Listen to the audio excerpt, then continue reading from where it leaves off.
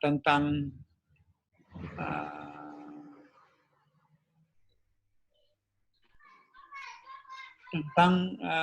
karakterisasi dan teknik mitigasi propagasi multipath juga diperlukan sebagai warming up atau sebagai syarat perlu untuk peserta kuliah EL 6061 dalam melanjutkan kuliah pada topik berikutnya begitu. Ya. Jadi kenapa misalkan dari teman-teman yang kuliah di 4109 ada peserta dari 6061, kira-kira seperti itu. Baik, untuk absensi saya kira sudah saya buka, baik yang 4109 maupun yang 5061 dan juga 6061. Jadi sebetulnya ini ada 3 kuliah yang saya gabungkan dalam kuliah ini, karena memang topiknya semuanya dalam wireless communication atau aspek karakteristik kanal dalam sistem komunikasi radio atau komunikasi nirkabel. Ini perlu diketahui sebagai topik yang katakanlah sangat menepati urgensi yang cukup tinggi untuk kita bisa memahami topik-topik lain di luar karakteristik channelnya. Baik, nah ini kuliah yang akan diberikan adalah teknik mitigasi multipath. Di sini di kuliah 4109 saya berikan di minggu ke-11 harusnya ini. Jadi kalau kita perhatikan karakteristik channel atau propagasi pada jaringan akses yang mana pasti terjadi lintasan jamak atau multipath. Di sini saya gambarkan untuk gambar yang sebelah kiri sebuah user, dalam hal ini digambarkan sebagai mobil gitu ya, memancarkan signal dengan menggunakan antena omnidireksional. Artinya omnidireksional itu memancarkannya secara horizontalnya ke segala arah. Maaf Pak Adit, Bapak sepertinya belum share screen Pak. Belum share screen, saya mau lupa ya. Oke, saya akan. Maaf. Saya akan share screen. Sudah muncul belum? Sudah Pak. Sudah Pak. Oke. Jadi saya akan mulai dari ini ya, minggu ke-11, teknik mitigasi propagasi multipath ini. Mohon dicermati bahwa propagasi multipath ini terjadi apabila antara pemancar dan penerima tidak bisa terbentuk suatu link komunikasi yang line of sight. Definisi line of sight sudah kita bahas di kuliah lain tentu, di antena propagasi, di jaringan akses juga peserta 4109 sudah tahu apa itu line of sight. Artinya bukan hanya sekedar saling melihat antenanya antara antena pancar dan antena terima, tapi ditambah dengan bebasnya daerah Fresnel dari obstacle. Nah, untuk komunikasi yang kita pakai menggunakan gadget, hampir dipastikan kita tidak memungkinkan untuk membentuk line of sight link ya antara transmitter dan receiver. Sehingga yang terjadi adalah kalau sebuah mobil atau pemancar di sini memancarkan signal dengan menggunakan antena omnidireksional. Ingat juga antena omnidireksional itu penampang radiasi horizontalnya itu lingkaran, artinya dia bisa memancarkan ke segala arah. Nah, kemudian signal yang dipancarkan ke berbagai arah ini akan dipantulkan oleh objek, gedung ataupun pohon atau apapun. Nah, sebagian dari signal yang dipantulkan itu tentu akan mencapai receiver atau dalam hal ini base station. Gitu ya. Nah, ini saya gambarkan, kita biasa menyebutnya komunikasi seperti ini, komunikasi reverse link atau komunikasi upward ya. Jadi arah atas gitu, arah dari user ke arah BTS gitu, ya. Jadi kita melihatnya seperti itu. Nah, demikian juga kalau kita jadikan BTS sebagai pemancarnya sama, karena sinyal BTS juga akan sebelum mencapai target receiver di user di sini tentu dia akan mengalami pantulan ataupun scattering dari objek-objek sekitarnya. Nah, ini sudah kita bahas di karakterisasi bahwa yang pasti terjadi dengan adanya propagasi multipath ini adalah kalau kita gambarkan dalam gambar yang sebelah kanan ini, ya, gambar yang kanan ini menggambarkan sebelah kanan ini sebagai mobil station, kemudian sebelah kiri ini sebagai base stationnya gitu. Jadi kanal uplink di sini ya, uplink atau request link sama aja sebutnya.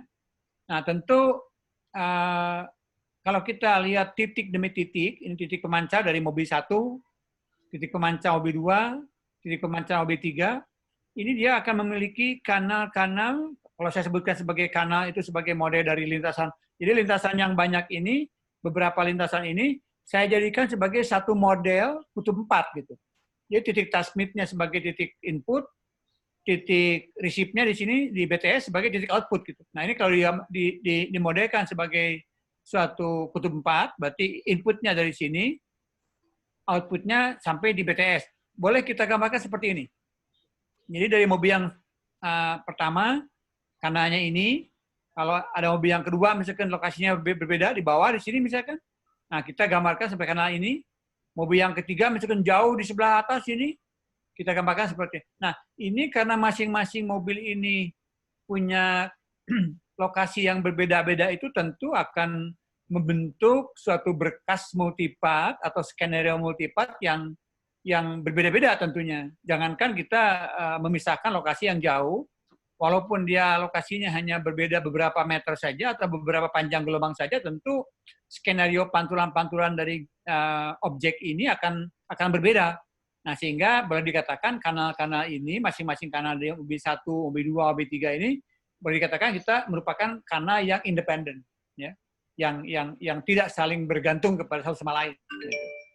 Lalu yang kedua, kalau mobil ini bergerak, misalnya dia maju menjauhi BTS atau tangan siap kepada BTS, sama juga tentu dampaknya apa? Skenario berkas-berkas multipath yang terjadi akan terjadi perbedaan sudut pantul. Atau objek yang asalnya menghalangi menjadi tidak, ada sebaliknya. Yang asalnya tidak menghalangi menjadi menghalangi. Artinya apa? Gerakan dari transmitter di sini akan merubah skenario ini. Jadi kalau mobil ini bergerak, maka kalau saya bayangkan sebagai suatu animasi, maka berkas multipath yang terjadi di sini akan bergerak juga sesuai dengan sudut pantul yang dibentuk antara mobil user dengan objek-objek ini gitu. Demikian juga bentuk kanal di sini. Nah, bentuk kanal yang terjadi dimodelkan dalam kutub 4 ini juga akan bergerak, akan berubah gitu. Nah, itu yang terjadi ya. Nah, ini dipahami dengan baik, mohon supaya nanti kita masuk ke topik-topik lain dalam kuliah 3 kuliah ini. 4109 bagi S1, 5061 bagi S2, kemudian 6061 bagi S2 dan S3 ini malah yang 6061 itu. Jadi pemahaman kepada kanal ini sangat menempati posisi yang penting untuk kita bisa melanjutkan pemahaman kepada topik-topik lain. Ya. Kita mau bicara massive MIMO, mau bicara beamforming, mau bicara NOMA, misalkan tanpa pemahaman yang baik kepada karakteristik channel ini, saya rasa tidak akan menghasilkan suatu hasil riset yang bagus begitu. Nah, tapi sebaliknya, kalau kita memahami dengan benar, dengan baik, karakteristik kanal, kemudian kita bisa memahami cara-cara teknik mitigasi yang fundamental, yang sudah banyak dipublikasikan dalam literatur. Nah, tentu mudah-mudahan dengan pemahaman yang baik kepada dua hal tersebut, nanti mahasiswa akan bisa mengembangkan lebih lanjut, terutama yang S2, misalkan membuat topik tesisnya, misalkan ngambil topik seperti ini, atau apalagi mahasiswa S3 sekarang banyak sekali yang tertarik dengan bidang-bidang wireless communication seperti ini. Ya, jadi itu yang saya ingin tekankan. Baik, nah selain dari terjadinya fluktuasi ini, kalau fluktuasi ini saya katakan kenapa terjadi fluktuasi seperti ini gitu. Nah, maka jawabannya adalah tentu ini kan kalau sudah dipancarkan dari mobil ini, tentu kita bekerja pada frekuensi carrier.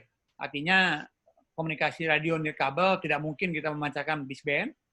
Tentu ini akan dibawa oleh suatu frekuensi pembawa.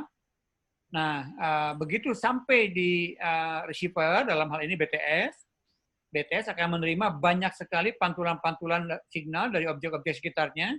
Nah, tentu yang akan diterima di BTS ini merupakan jumlah atau resultan dari semua frekuensi-frekuensi carrier yang dibawa oleh masing-masing berkas multipart ini. Nah, bayangkan kalau kita punya, katakanlah ada, kalau dilihat di sini 1, 2, 3, 4, 5, 6, 7. Ada 7 berkas di sini yang sampai di BTS. Nah, tentu 7 berkas ini masing-masing frekuensi carrier-nya sama, ya. Amplitude-nya akan bisa berbeda. Kemungkinan besar berbeda. Karena apa? Masing-masing lintasan tentu akan menempuh jarak yang beda-beda. Jarak yang beda-beda tentu kita akan paham bahwa dia akan membawa redaman propagasi yang berbeda-beda. Nah, kemudian fasanya. Fasa dari masing-masing lintasan ini pun juga akan sangat terdistribusi dengan random gitu ya. Nah, karena kan fasa dihitung dari jarak lintasan, ya dikalikan dengan beta, bilang 2pi per lambda gitu kan.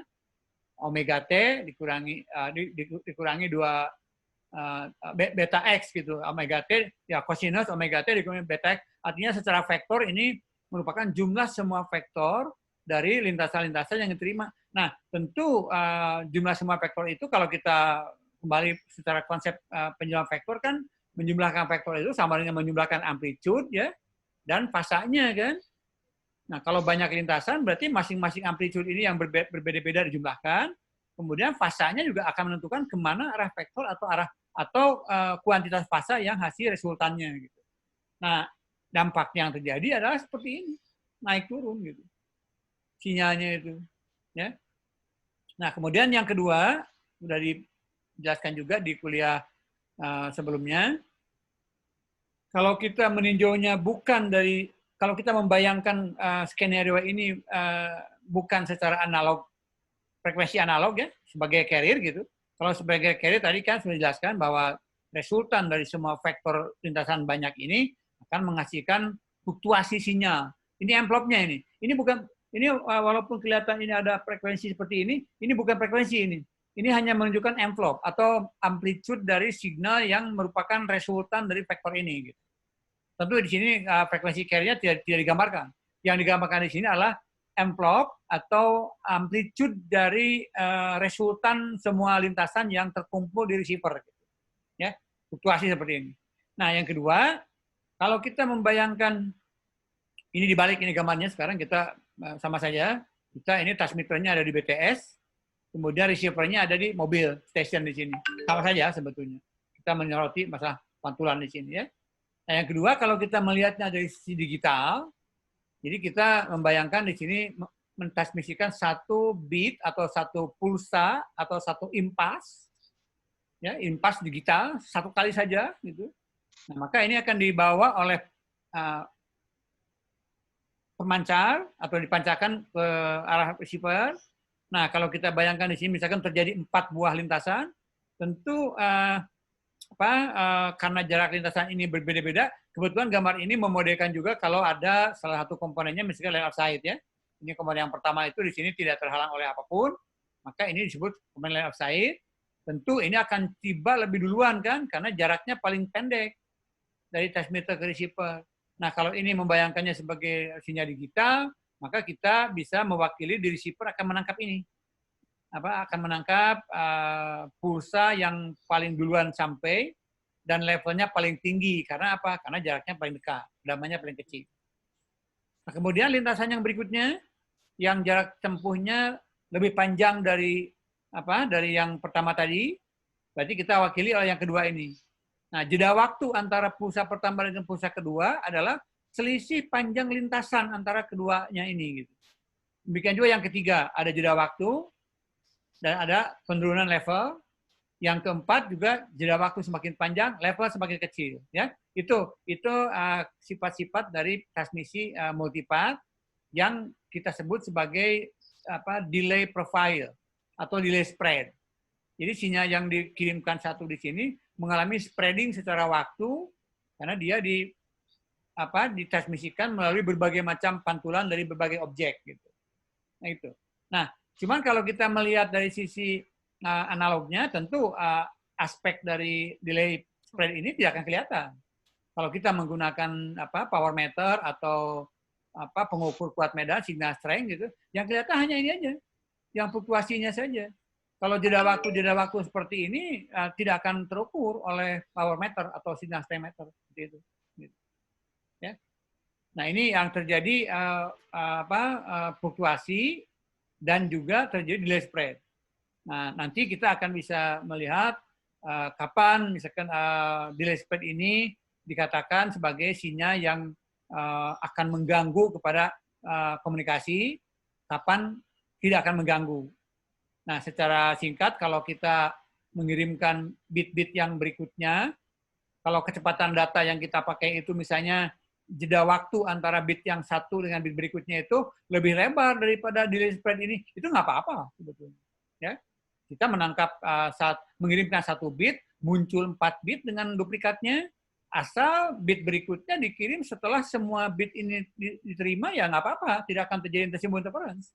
Nah, cuman resikonya kalau begitu berarti kita pengiriman bit yang berikutnya harus sudah selesai penerimaan dari lintasan yang terakhir oleh receiver ini. Gitu. Nah itu yang biasa menjadi kendala.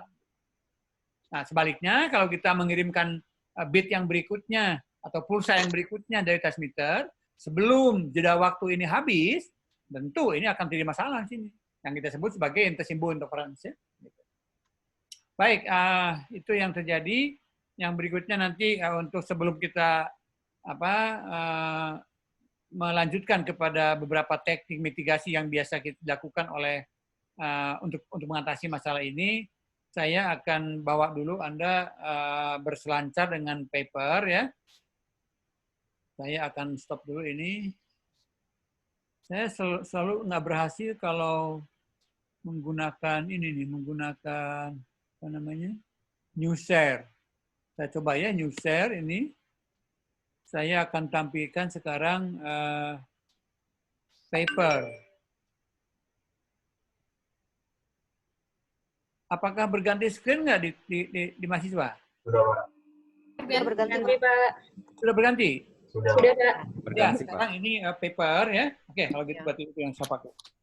Nah, paper ini judulnya Relic Fading Channel in Mobile Digital Communication System Part 1 Characterization. Jadi kalau diterjemahkan ya ini kita mengamati channel ya multipart tadi itu memang sangat lazim disebut relic fading ya karena dia memiliki PDF mengikuti pola relic seperti itu sehingga orang banyak menyebutnya sebagai relic fading gitu ya. Channel yang relic fading dalam mobil digital communication ya GSM atau yang lainnya juga udah masuk digital. Nah, bagian satu ini karakteristiknya itu kita melihat bagaimana sifat-sifat channel relic ini dalam kaitannya dengan sistem komunikasi digital, mobile, gitu, yang bergerak tadi itu. Baik, saya akan coba cepatkan saja ya. Nah, mudah-mudahan ini cukup terbaca, karena kalau tulisan kata-katanya saya kira nggak apa-apa, nanti saya berikan saja papernya. Tapi yang hal-hal yang penting di highlight saya akan berikan penjelasannya secara verbal. Nah, saya tunjukkan rumus ini dulu ya. Nah, ini. Ada rumus LS sebagai fungsi D sama dengan 4pi kali D dibagi lambda kuadrat. Ini sebetulnya secara ringkas memberikan rumus path loss ini. Jadi jarak antara dua transmitter itu terpisah oleh jarak D. Kemudian kalau kita menggunakan frekuensi komunikasi pada F, kemudian F itu dihitung kecepatan cahaya dibagi frekuensi dimasukan lambda. Nah, maka ini LS ini adalah bisa kita buktikan. Kita menggunakan antena isotropis berpancar, antena isotropis di penerima, sehingga yang kita cantumkan hanya path loss-nya saja. Bisa kita ringkaskan seperti ini. Gitu. Baik ya, itu ya. Jadi, nah terus berikutnya paper ini, saya lupa menjelaskan. Paper ini paper yang cukup agak lama ya. Di sini kalau kita lihat paper ini IEEE Communication Magazine, publikasinya bulan Juli tahun 97 ya. Jadi ini paper yang sangat penting kita harus pahami, walaupun dia diterbitkannya sudah agak lama tahun 97. merupakan paper yang tutorial, artinya mendidik kita untuk memahami dengan baik tentang sifat-sifat channel yang mengalami propagasi multipath atau lintasan jamah. Ya. Baik, saya akan jelaskan dulu ini. Dalam konteks mobil radio propagation ini, kita membagi dua di sini ya. Maksudnya dibagi dua kategori, yaitu ada large scale fading dan small scale fading. Nah, large scale tentu kita terjemahkan saja skala besar, small scale fading skala kecil. Artinya apa? Artinya kalau saya akan tunjukkan yang tadi, gini. Saya coba sekarang sudah pintar untuk bolak-balik ya ke file yang lain. Nah, ini. Jadi di sini udah bertukar kembali belum PowerPoint sekarang? Sudah, Pak. Oke. Yang tadi itu saya akan menjelaskan ini. Jadi sinyal yang kita terima secara sesaat, ini garis yang hitam tebal di tengah itu nggak ada. Ya, kalau kita menggunakan signal strength meter atau power meter, yang kita terima itu hanya ini aja. Sinyal yang fluktuasi tadi itu. Nah, ini. Nah, ini biasanya dalam kita mengamati sifat-sifat propagasi itu, kita dirata-ratakan. Sinyal sesaat yang ditangkap oleh signal strength meter itu dirata-ratakan. Nah, hasil rata-ratanya kita gambarkan sebagai garis hitam yang tebal di tengah ini. Nah, ini yang kita sebut sebagai skala besar. Nah, tentu kalau kita gambarkan sumbu tegaknya sebagai power, sebagai daya yang diterima tentunya di sini kan, sumbu datanya sebagai jarak di sini, maka ini tentu menggambarkan redaman sebagai fungsi jarak kan ini. Gitu. Nah, di sini semakin jauh jaraknya semakin kecil karena yang ditampilkan oleh grafik ini adalah receive power-nya. Gitu. Nah, untuk merubah dari receive power kepada redaman tinggal dibalik aja rumusnya. Pakai rumus link budget, daya pancar dikurangi redaman sama dengan receive power, gitu. Kalau redaman kan berarti daya pancar dikurangi receive power, nah, tentu akan dikurangi kan, nanti redaman akan semakin jauh semakin besar. Hanya membalik saja, membalik garis. Tapi apapun yang kita gambarkan, apakah kita menggambarkan receive power ataupun kita menggambarkan redaman, sama grafiknya akan begini, gitu, ya. Gitu. Nah, ini disebut dengan skala besar. Nah, lalu kenapa skala besarnya ini kok tidak garis lurus gitu? Nah, ini disebabkan karena ada efek shadowing. Efek shadowing maksudnya, ini kalau si receiver mobil ini bergerak cukup jauh, maka dia selain dari merubah fluktuasi sesaatnya, dia akan mengalami hambatan dari berbagai macam gedung. Misalnya kalau dia lari ke sebelah samping gedung sebelah sini, nah mungkin dia udah, atau ke belakang gedung sini, nah dia udah nggak punya lagi line of sight. Line of sight dia muncul karena dia di depan gedung. Kalau dia misalkan bergerak ke belakang gedung, dia line of sight-nya hilang. Maka yang terjadi apa? Terjadi redaman yang lebih besar, gitu ya. Nah, ini fluktuasi seperti ini. Nah, ini naik turunnya gambar yang tebal ini kita sebut efek shadowing, gitu. Nah, itu ya. Jadi coba saya pindah lagi sekarang. Kembali ke paper yang tadi, bagian 1. Ini, mudah-mudahan saya bisa cepat sekarang balik. Share screen-nya. Ya, kembali lagi ke paper.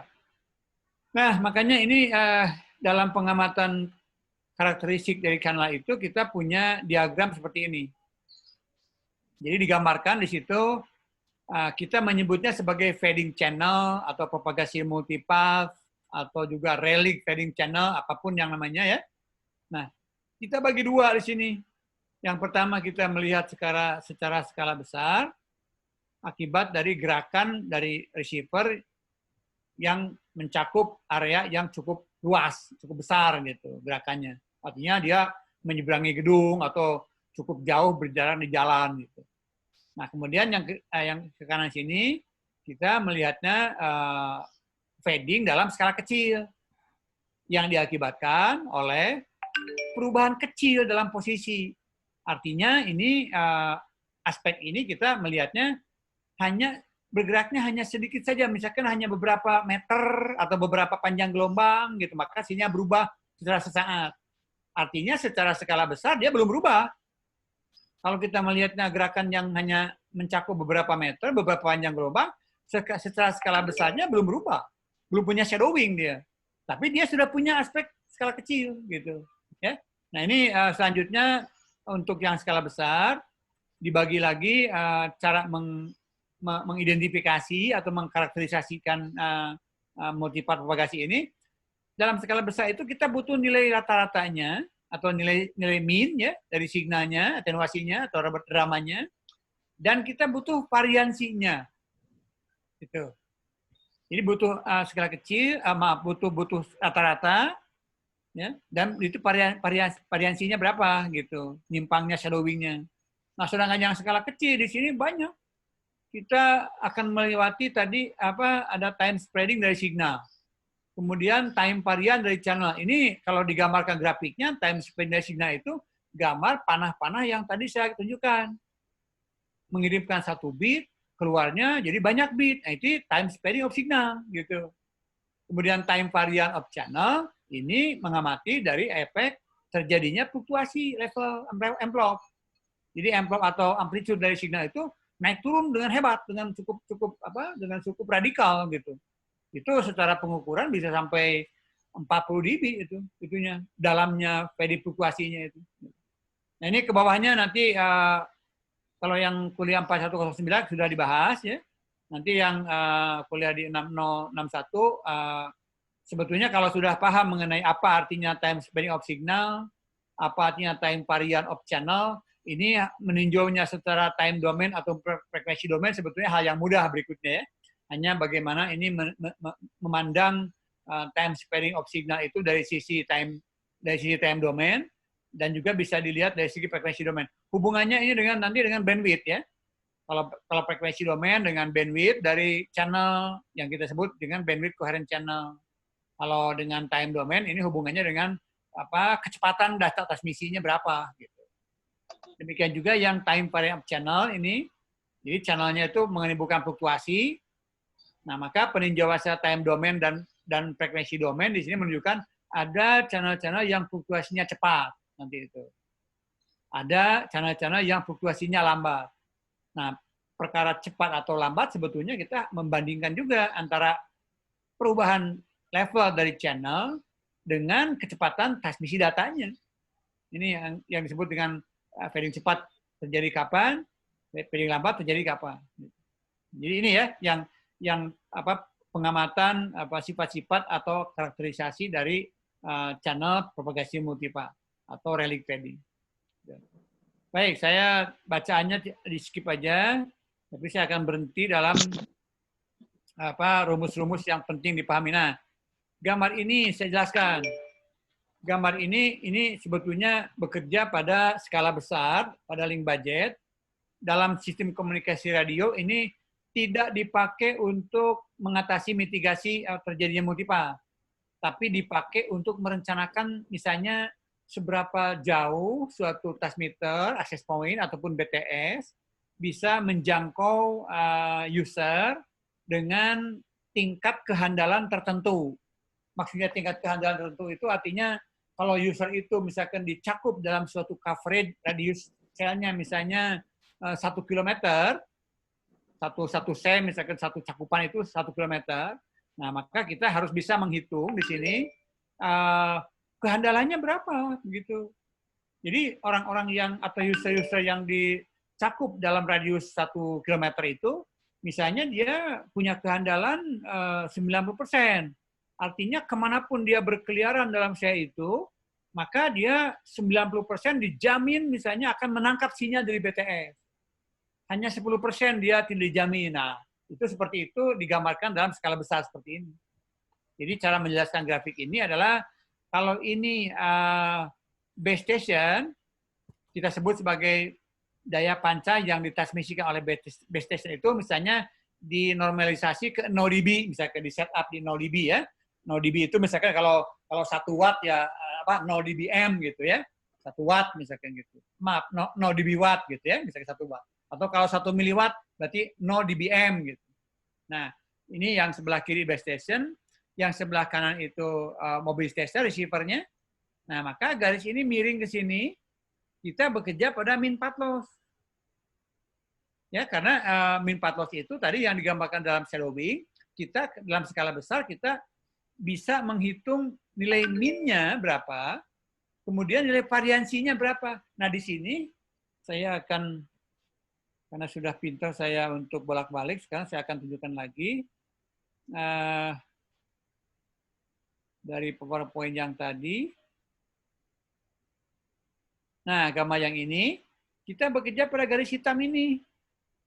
Garis yang hitam ini tentu kalau kita lakukan regresi ya, melakukan regresi itu base fit, jadi diambil lagi rata-ratanya lagi. Dari garis yang hitam tebal di tengah ini diambil lagi average-nya, garis lurus ke sini. Nah tentu kan kita punya dua informasi nih. Berapa nilai path loss slope-nya, kemiringan ini berapa, kemudian berapa di setiap titik dia menyimpang dari garis lurus itu. Itu disebut variansinya gitu.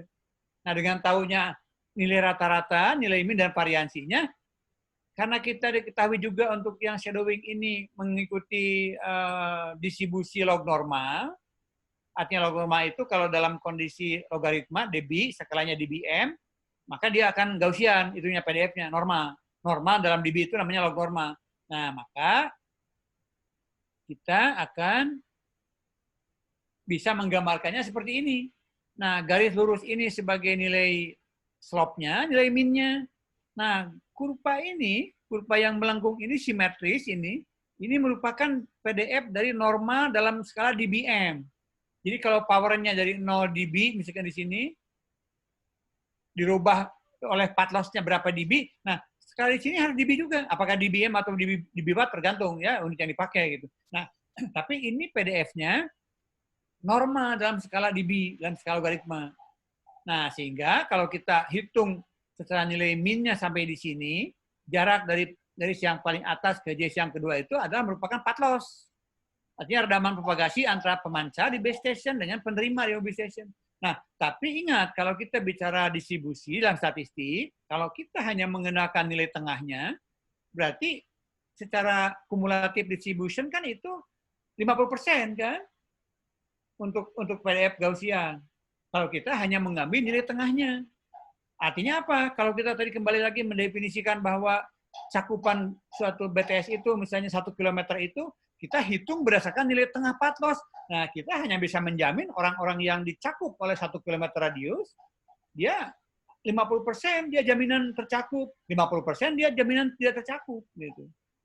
Nah, tentu kita sudah tahu dalam statistik, kalau kita udah punya suatu grafik atau suatu PDF tertentu, cara untuk meningkatkan kehandalannya, ya tentu kita menggeser berapa dB dari titik tengah kita geser. Contohnya di sini, ini angka 1-2% itu maksudnya outage-nya atau kemungkinan ketidakhandalannya gitu. Bolehnya begitu. Dalam merancang suatu cakupan kan, kalau misalkan 1 km itu didefinisikan sebagai radius dari BTS, maka orang-orang yang dicakup oleh jarak 1 km itu harus ada jaminan antara 98 sampai 99%. Baru kita katakan sebagai suatu cakupan coverage yang bagus gitu. Jadi hanya 1 atau 2% saja yang kita boleh meleset dari kemungkinan kita menjamin para pengguna yang dicakup oleh radius BTS itu gitu. Caranya apa? Nah, kita tarik lagi garis ini sampai ke bawah ke sini ini. Nah, sehingga ujung ini, ujung dari garis bawah sampai ke ujung PDF ini hanya 1 atau 2%. Ini namanya probability of outage gitu di sini, tidak tercakup akibat dari skala besar. Nah, ini jarak dari garis yang ditentukan secara path loss slope sampai kepada jarak yang menjamin sampai kepada 98 atau 99% atau dengan kata lain hanya 1-2% outage, ini kita sebut margin. Paling margin di situ gitu. Ya. Nah, kemudian berikutnya lagi dari garis yang ini kita kenapa masih lari lagi ke bawah lagi? Karena apa? Ya ingat, kita masih punya fluktuasi yang skala kecil. Fluktuasi skala kecil pun kita kan ya kita tahu kalau kita signal misalkan 10 dB konstan dengan 10 dB rata-ratanya, tapi fluktuasi kita mending pilih yang 10 dB konstan. Karena si yang 10 dB konstan itu kita udah jelas menghitungnya nanti S2N-nya berapa. Kalau signal yang diterima 10 dB misalkan, kemudian noise-nya misalkan hanya 2 dB, berarti kita punya S2N 8 dB kan, konstan. Nah, sekarang kita bicara nilai rata-ratanya misalkan 10 dB, tapi dia turun naik, wah kita berbahaya. Karena apa? Ketika sinyal kita turun sampai 30 dB, kita bisa kecil sekali SNR-nya. Itu ya. Nah, sehingga apa yang terjadi? Kita harus memberikan margin lagi. Memberikan margin lagi, cadangan fading untuk skala kecil. Jadi kalau kita lihat dalam perencanaan jaminan keandalan suatu transmisi yang mengalami multipath itu, kita melakukan 3 langkah di sini. Yang pertama, kita menghitung path loss-nya, rata-ratanya berapa dari sini sampai ke sini. Yang kedua, kita menghitung jaminan kita akibat dari shadowing skala besar, berapa margin dari skala besarnya yang diberikan. Yang ketiga, kita juga harus memberikan margin untuk skala kecil, akibat dari fluktuasi yang cepatnya tadi itu. Ya, nah, jadi sehingga kita harus punya cukup cadangan yang cukup banyak, ya, bukan hanya menghitung path loss-nya saja. Kita menghitung path loss, menghitung margin untuk skala besar, menghitung margin untuk skala kecil. Ya. Beda dengan kalau kita line of sight, ya. Kalau line of sight kita nggak perlu bicara ini karena sinyalnya kan line of sight kan konstan. Transmitter sama receiver misalkan diangkat ke atas, antenanya tinggi, sehingga dia selain dari bebas pandang juga daerah freshnya juga tidak terhalang oleh apapun, maka kita sinyal di situ yang dihitung ya udah itu path loss-nya aja berapa gitu. Nah, perlu kita menambahkan margin untuk skala besar, margin skala kecil. Itu ya bedanya antara pemahaman kepada karakteristik transmisi yang mengalami multipath propagasi dengan yang tidak mengalami multipath. Gitu. Saya sedikit bernapas. Kalau ada yang mau ditanyakan silakan.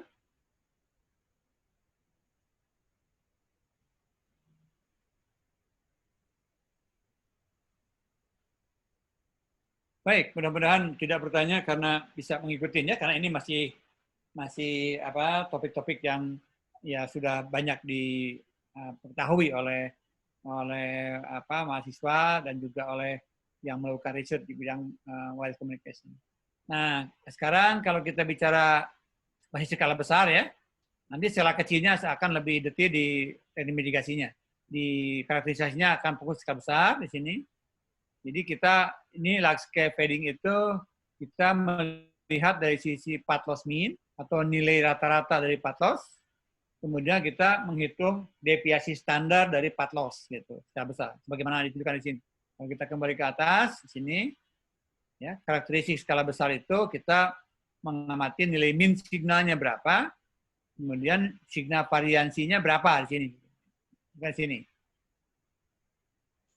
Nah, tentu untuk menghitung level signal secara rata-rata, kita menggunakan konsep perbandingan saja. Jadi kalau kita tahu misalkan nilai N ini adalah nilai eksponen dari path loss, ya, nah itu nilai N itu tergantung kepada kemiringan ini. Ya, semakin miring ini, garis ini semakin besar nilai N-nya.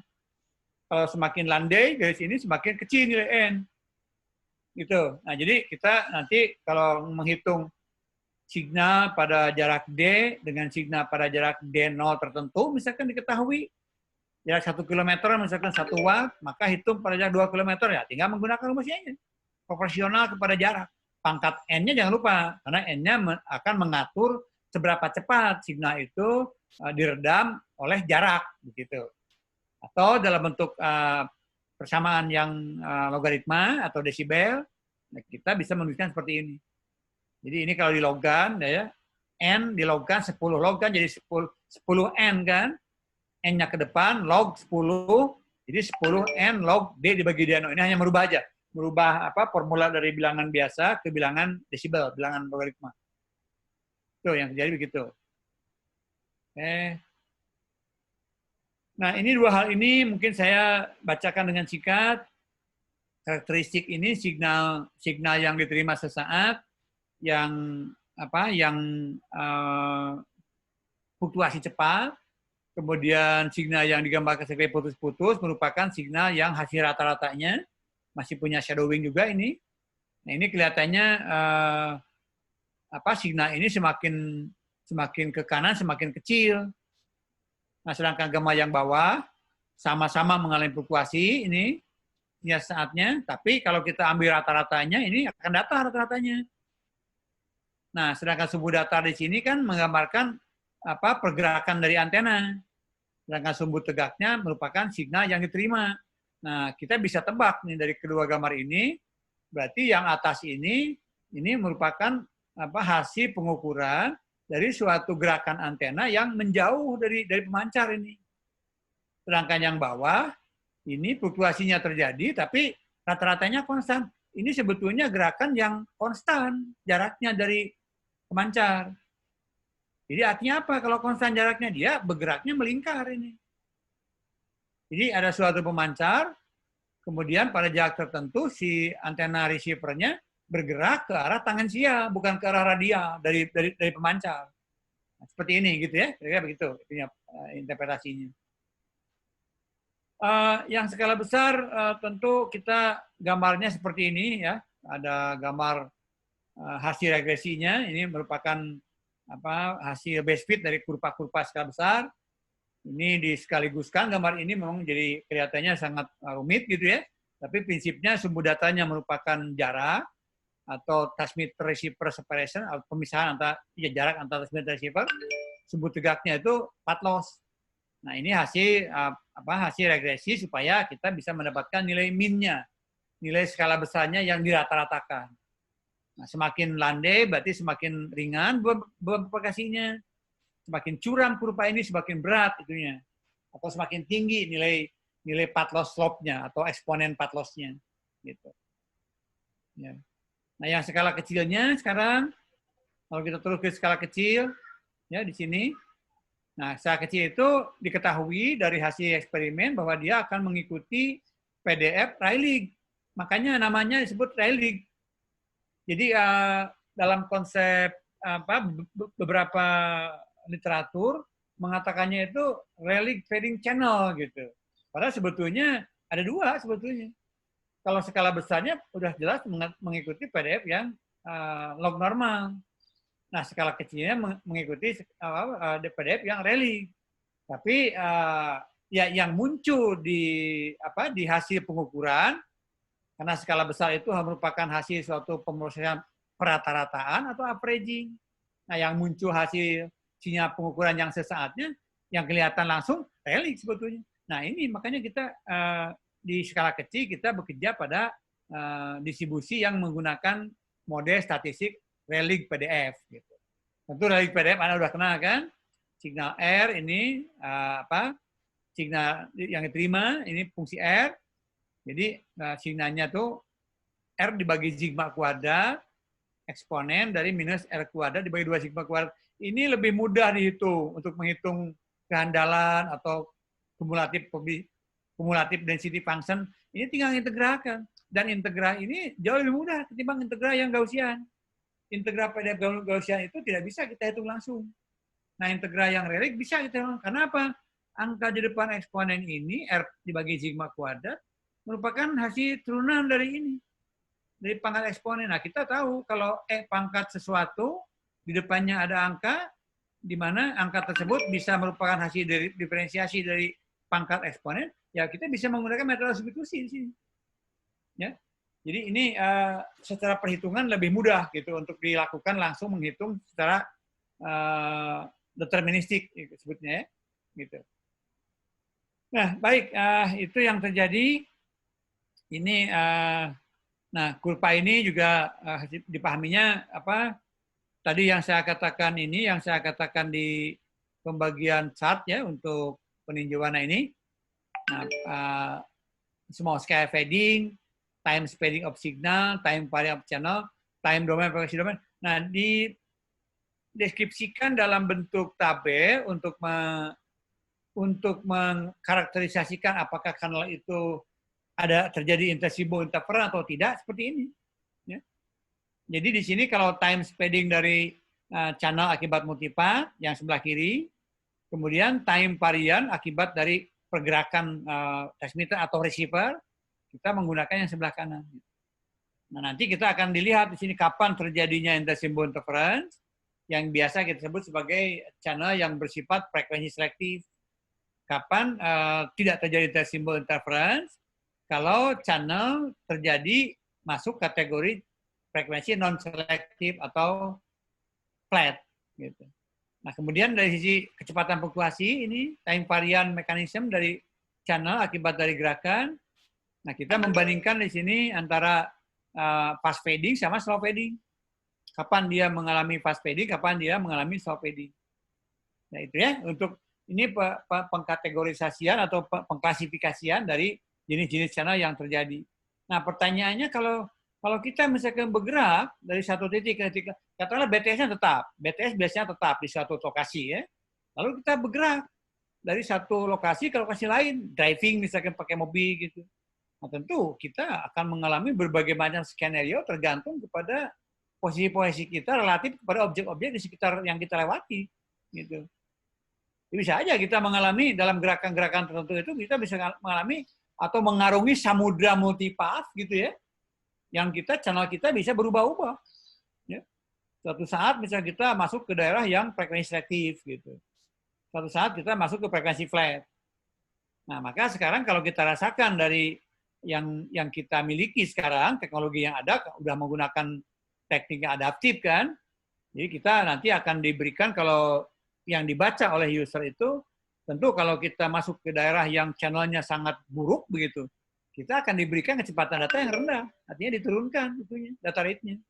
Atau modulasinya tingkat modulasinya dikecilkan. Jangan-jangan kita hanya diberi BPSK misalkan gitu, modulasinya.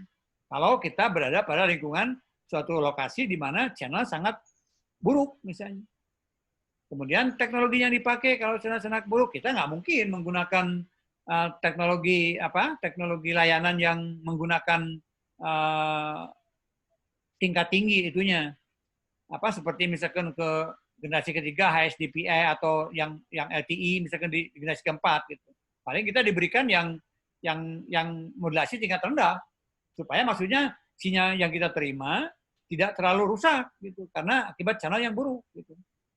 Nah, sebaliknya kalau kita misalnya suatu saat ada di suatu lokasi di mana kondisi channelnya membaik gitu ya, apalagi kalau kita bisa menangkap yang mendekati layout side misalkan tidak terlalu banyak elemen multipatnya gitu. Nah, kita bisa menikmati modulasi tingkat tinggi maupun teknologi yang memberikan layanan yang cepat begitu. Itu ya dampak yang dirasakan oleh usernya. Ya. Oke, berikutnya ini paper ini saya kira ada 31 halaman, lumayan banyak ya. Di sini menjelaskan teori-teori yang terkait dengan sifat-sifat channel yang barusan kita klasifikasikan. Nah, ini menggambarkan delay spread di sini yang sebelah kiri. Kemudian yang sebelah kanan kita menggambarkan Doppler ini, U-shape. Ya. Jadi mungkin beberapa teori dasarnya sudah Anda kuasai bagaimana menghitung Doppler. Kemudian dari Doppler itu kita bisa menghitung channel coherent time di sini ya. Satu lagi kalau kita menghitung dari delay spread. Kalau kita menggunakan transformasi Fourier dari delay spread, kita bisa mendapatkan fungsi frekuensi dari respon channel. Sehingga dari fungsi frekuensi respon channel kita bisa mendefinisikan bandwidth yang kita sebut dengan bandwidth coherent channel seperti ini. Ya. Rumusnya yang dipakai ada beberapa pendekatan di sini. Ini ada 1 dibagi 50 delay spread, ada yang 1 dibagi 5 delay spread. Ya, itu mungkin silakan dibaca saja nanti untuk mendefinisikan sifat-sifat channel dari sisi bandwidth dan dari sisi kecepatan fluktuasinya.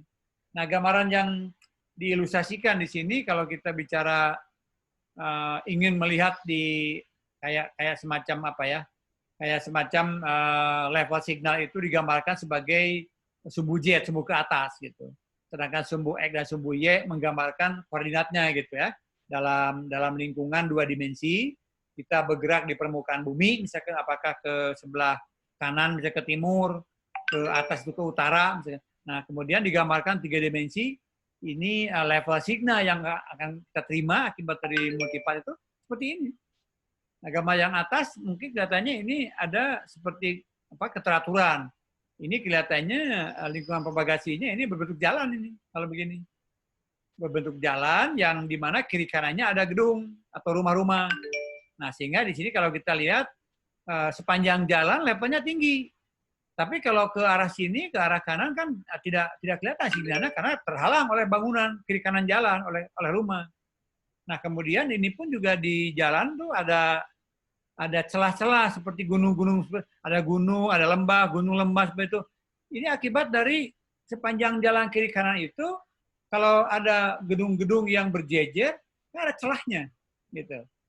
Jadi ada celah di antara gedung-gedung yang berjejer sebelah kanan kiri kanan jalan yang akan memberikan tembusan dari pemancar. Nah, sinyal yang besar itu berarti dia tembus ke celah-celah antara dua gedung. Sinyal yang kecil berarti dia pas terhalang oleh gedung. Gitu. Kira-kira begitu menafsirkan efek dari terjadinya propagasi multipart terhadap level sinyal yang kita terima. Nah, yang ini, yang berikutnya nih, yang di tengah nih, sama juga nih jalan. Tapi ini kalau kita lihat ini ada second wave di sini, ada sebelah ini yang dominan sebelah kiri, sebelah kanannya ada lagi nih gelombang ini. Ini kemungkinan terjadi multipart ini.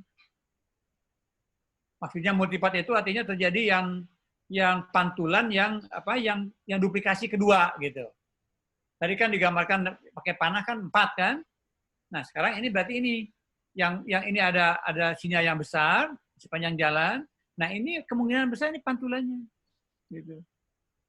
Nah, pantulannya di sini hanya ada satu objek misalnya di ujung yang agak jauh dari jalan, misalnya ada satu gedung yang memang memantulkan ke arah situ gitu. Nah, berikutnya lagi gambarnya ketiga di sini, ini besar kemungkinan ada beberapa objek di sini yang memantulkan ke receiver yang bergerak sepanjang jalan, yang dominannya yang paling kiri, ini pantulan yang berikutnya lagi sebelah kanannya pantulan dari objek berikutnya lagi, seperti itu. Kira-kira begitu penjelasannya. Baik, yang kuliah 4109 kemarin sudah terakhir kuliah itu sudah sampai ke ini ya, meninjau lebih detail bagaimana kita membuat kuantisasi atau melihat sifat-sifat atau karakteristik dari channel secara kuantitatif dilihat dari segi level crossing rate LCR dan average fading duration. Jadi ini kita lihat bisa seberapa cepat ya, seberapa dalam fluktuasinya, dan juga kalau kita menentukan di sini level misalnya untuk nilai ambang receiver misalkan ya di 0 misalkan 0 dB itu kan 1 kali kan nominal kan di sini kan, maka berapa kali dia menyeberang ke bawah. Terus kemarin waktu di UTS juga saya udah memberikan soal kalau kita kasih margin misalkan 10 dB ke bawah, nah maka kita bisa menghitung berapa kali level signal itu nyebrang ke tingkat atau ke level yang lebih rendah daripada threshold yang setelah kita berikan marginnya. Nah, hal seperti itu kita harus kuasain supaya kita bisa menginterpretasikan dampaknya atau akibatnya kepada sistem transmisi yang kita akan terima gitu. Ya, jadi semakin tanpa margin kan semakin ke atas tentu ya fluktuasi akan semakin sering ke bawah. Tapi kalau kita kasih margin semakin besar, marginnya 15 dB misalkan tarik garis horizontal, maka nilai-nilai sinyal yang di bawah nilai ambang tadi menjadi sedikit. Ya, itu dari sisi level crossing rate sumbu amplitude, sumbu vertikal. Kemudian kalau kita melihat average fading duration, kita melihatnya sumbu horizontalnya. Ini gambar ini kalau saya tarik gitu, saya bengkakkan gitu waktunya, maka ini bisa akan menjadi lebar ini. Nah, itu kita lihat selang waktu di mana signal ini jatuh di bawah nilai ambang itu berapa lama. Kita bicaranya duration atau average fading duration AFD. Ya, lamanya terjadinya fading seperti itu. Ya. Baik. Ini saya kira karakterisasinya seperti itu ya. Angka-angka yang diberikan nanti boleh dibaca di sini di papernya. Karena saya akan nanti kita kuliah sampai jam 17.40, masih ada waktu sekitar 40 menit lagi. Saya akan membahas teknik mitigasinya. Saya coba sekarang apakah paper dulu atau balik aja ya antara paper dengan PowerPoint ya. Kalau saya kembalikan ke PowerPoint. Nah, ini PowerPoint-nya. Kita sekarang bicara ini, teknik mitigasi atau cara untuk mengatasi dampak buruk kepada signal yang ditransmisikan akibat dari terjadinya propagasi multipart yang ciri-cirinya udah kita tinjau tadi ya, beberapa sifat, beberapa karakteristik. Nah, di sini kalau kita lihat mitigasi untuk menghindari atau untuk memproteksi transmisi signal supaya tidak rusak akibat dari fading, sinyal fading. Di sini kalau untuk mengatasi fluktuasi amplitude, ya, misalnya fadingnya itu katakanlah dia tidak mengalami intersimbol interference, artinya kanal tersebut masuk kategori flat fading, ya. Tapi sinyal flat fading juga tetap akan mengalami fluktuasi amplitude. Jadi gangguannya itu hanya berupa naik turunnya level saja.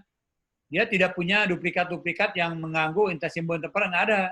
Tapi dia sinyal naik turun.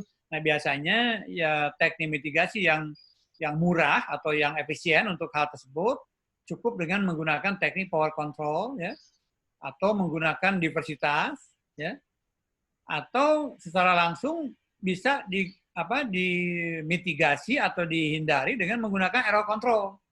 Nah, error control itu memang bisa mengatasi berbagai macam hal, cukup ampuh. Cuman kelemahan error control itu kita perlu skema apapun yang kita pakai dalam error control, kita perlu menambahkan redundan dari bit yang dipakai untuk sebagai bit control, gitu. Artinya apa? Semakin canggih teknik error control, akan memerlukan jumlah bit overhead semakin banyak, sehingga dia akan mengkonsumsi bandwidth, gitu. Karena error control kan akan bercampur dengan data untuk membangun suatu formula tertentu supaya dia bisa bekerja untuk mengoreksi kesalahan dari bit transmisi. Nah, ini bisa digunakan cukup canggih, cukup ampuh, mengatasi rusaknya signal transmisi akibat multipart fading. Kelemahannya apa? Ya semakin bagus error control atau semakin buruk dari channel, sehingga akibat dari buruknya channel memerlukan teknik error control yang lebih canggih. Semakin canggih error control, semakin besar volume overhead yang diperlukan. Itu mungkin beberapa mahasiswa sudah ada yang punya pemahaman seperti itu dalam kuliah yang lain, ya, mengenai digital signal processing, ya, gitu. Nah, sedangkan yang diversitas itu menggunakan teknik bisa beberapa hal, nanti silakan lebih lanjut di slide-slide yang berikutnya, tapi sekilas saya jelaskan dulu. Diversitas ini menggunakan sinyal-sinyal duplikat lebih dari satu untuk mendapatkan penjumlahan signal secara sinkron atau secara apa namanya? Kalau kita menjumlahkan sinyal yang sepasang itu apa namanya ya? Jadi sinyal-sinyal yang terjadi akibat multipart itu kita olah dengan dua antena atau dua frekuensi atau dua time slot misalnya, kemudian kita gabungkan secara dalam detektor modulasi itu ada istilah yang bukan sinkron, ya. Ada yang bisa bantu saya nggak? Jenis demodulator itu ada dua macam, ada yang menggunakan PLL supaya frekuensinya betul-betul fasanya sama. Koheren gitu, Pak? Betul, koheren. Terima kasih. Saya lupa kata koheren. Ya, jadi diversitas itu begitu.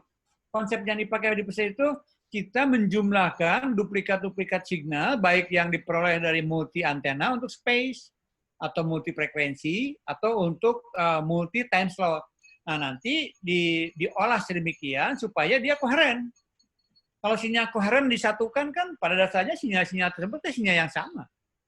Jadi sinyal-sinyal yang diterima dengan delay-delay tadi itu dikirimkannya atau berangkatnya dari pemancar sama, sinyal yang satu, gitu. Cuman dia mengalami perbedaan fasa akibat dari terjadinya perbedaan di perjalanan. Nah, kalau hasil dari perbedaan perjalanan itu kita kembalikan lagi menjadi koheren lagi, maka kalau kita jumlahkan otomatis kita akan mendapatkan benefit, malah bukan mendapatkan kerugian intersimbol interference, tapi mendapatkan keuntungan. Karena apa? Sinyal-sinyal yang sudah koheren kalau kita jumlahkan akan membentuk level yang akan bertambah levelnya, gitu. Itu akibat diversitas, ya. Kemudian power control nanti akan saya bahas di sini. Kita prinsipnya mengembalikan efek dari channel dibebankan kepada transmitter sebetulnya power control itu. Jadi kalau daya pancanya dibikin tetap, kemudian efek dari channel menimbulkan fluktuasi, sehingga sinyal yang diterima kan fluktuasi mengikuti respon channel. Nah, kalau kita punya teknik yang lebih cepat untuk mengontrol daya pancar, kita misalkan punya pengetahuan bahwa oh pada detik kesekian itu channel akan jatuh, misalkan fading mengecilkan cukup banyak kepada signal. Nah, kalau kita tahu detik kesekian misalkan akan terjadi fading yang cukup mengecilkan signal cukup drastis, antisipasi pada saat detik yang sama kita naikkan daya pancarnya gitu. Nah, kemudian kalau detik-detik berikutnya misalkan kita tahu juga bahwa channel sudah kembali lagi ke atas misalnya, levelnya tinggi lagi supaya tidak menimbulkan interferensi ke yang lain. Nah, pada saat yang sama kita cepat turunkan daya pancarnya. Nah, seperti itu kira-kira konsepnya. Jadi daya pancar akan dinaik turunkan sesuai mengikuti respon channel.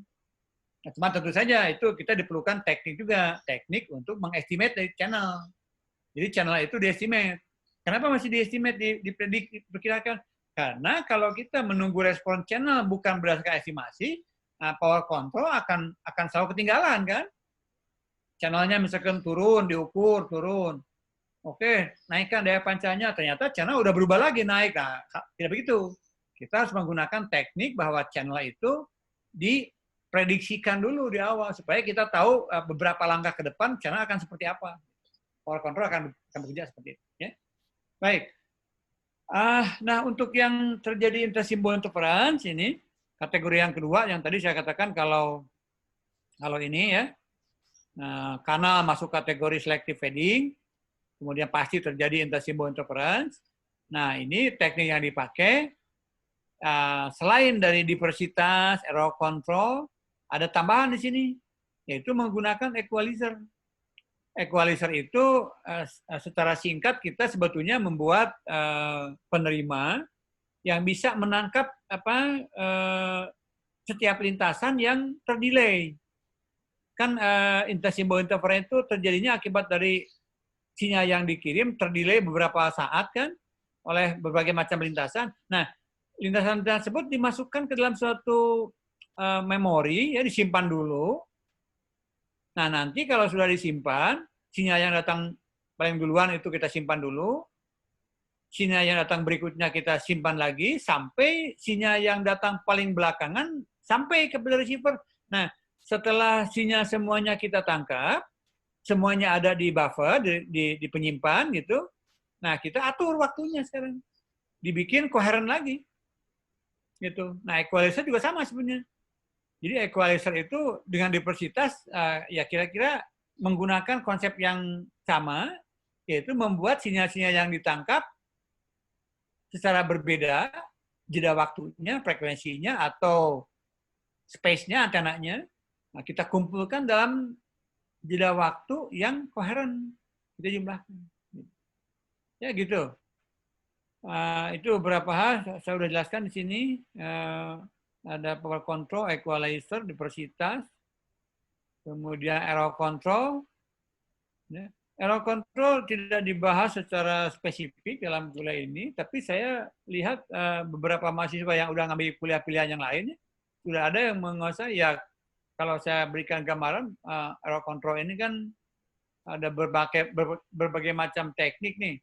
Ada block coding gitu kan ya, ada convolutional coding, kemudian ya semuanya pakai teknik pengkodean. Jadi namanya error control itu channel coding biasanya. Jadi untuk mengendalikan data transmisi menggunakan teknik pengkodean antara transmitter dan receiver, dibuat suatu formula sehingga kita bisa mengkorelasikan gitu data-data signal yang kita kirimkan dicampur dengan sinyal-sinyal kontrol untuk membangun suatu formula pengontrolan channel gitu. Nah, kemudian korelasi yang dipahami oleh transmitter nanti dipahami juga oleh receiver korelasinya. Sehingga receiver akan bisa mendeteksi kalau korelasinya misalkan menyimpang dari aturan formulanya, maka dia tahu terjadi error di situ gitu. Nah, kalau terjadi error karena kita mengirimkan sinyal hanya berupa binary, Artinya hanya 2 macam, ya gampang memperbaikinya. Asal kita tahu bit yang mana yang error, posisinya di mana, maka untuk memperbaikinya tinggal dibalikan aja gitu. Karena kita bekerja pada 2 level kan, kalau nggak 1 ya 0, kalau nggak 0 ya 1. Kalau kita mendeteksi bahwa sinyal yang 0 itu misalkan error, ya kita ganti aja dengan 1. Itu konsep dari error control. Mudah betulnya. Cuman ya yang tidak mudah adalah kita membangun suatu formula korelasi supaya nanti kokoh gitu formulanya. Nah, biasanya dalam teori-teori error control ini semakin kokoh formula itu, formula yang mengikat untuk membuat korelasi, akan semakin memerlukan jumlah bit overhead yang semakin banyak. Jadi ada bandwidth yang akan terkonsumsi, terpakai oleh error control ini. Nah, celah risetnya di mana? Mungkin kalau saya boleh katakan, bisa nggak kita ini membuat suatu macam optimasi gitu. Artinya optimasi itu kita mencari nilai terbaik gitu ya, antara jumlah overhead dari bit-bit yang dipakai untuk mengontrol dengan kinerja yang dihasilkan dari hasil error control itu gitu. Sehingga kita bisa menemukan nanti titik optimal dari jumlah bit overhead yang kita perlukan untuk menghasilkan kinerja bit error yang mencukupi begitu. Nah, di situ kita terbiasa itu untuk maksudnya terbiasakan untuk berpikir seperti itu. Kalau ada 2 masalah yang saling konflik, kita cari trade off-nya, cari komprominya. Itu satu pekerjaan yang bisa dikatakan sebagai suatu kontribusi gitu ya, kontribusi kepada suatu penelitian atau suatu kerja gitu. Kira-kira seperti itu ya. Kemudian ini rake receiver, ini dalam CDMA nanti untuk yang kuliah 4109 belum masuk kita ke konsep CDMA. Nah, cuman kenapa rake receiver bisa dikatakan sebagai salah satu teknik yang bisa mengatasi dampak dari multipath. Sinyal space spectrum atau CDMA ini konsep yang paling mendasar adalah setiap bit dari signal yang dikirim itu di dalamnya itu diisi oleh spreading signal atau signal yang men-spread. Secara mudahnya 1 bit dari data yang kita kirim itu diganti atau bukan diganti ya, dikonvolusikan dengan signal penebar, signal spreading gitu. Nah, sehingga 1 bit itu dalam transmisi di mediumnya nanti akan diwakili oleh banyak chip, namanya chip itu. Sinyal spreading itu kita sebutnya chip gitu. Nah, kalau kita 1 bit data misalkan di spread oleh 100 chip, maka 1 bit itu akan diwakili oleh signal digital yang lebih cepat itunya, rate-nya, yang kita sebut sebagai chip.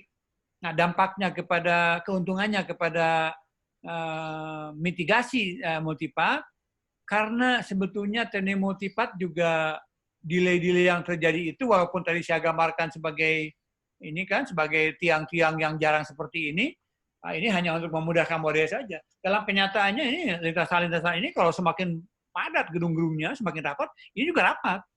Sinyal ini juga rapat gitu, semakin padat gitu ya. Ya, ada gedung-gedung misalkan yang berbeda hanya 1/4 bit gitu bedanya misalkan. Ya kalau bedanya 1 atau 2 bit gampang dipisahkan kan.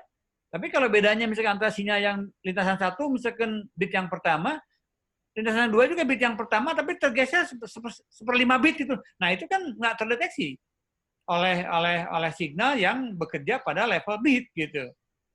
Kalau signal processing bekerja pada level bit, ya dia hanya bisa membedakan 2 buah signal yang terpisah minimal oleh jarak 1 bit gitu waktunya.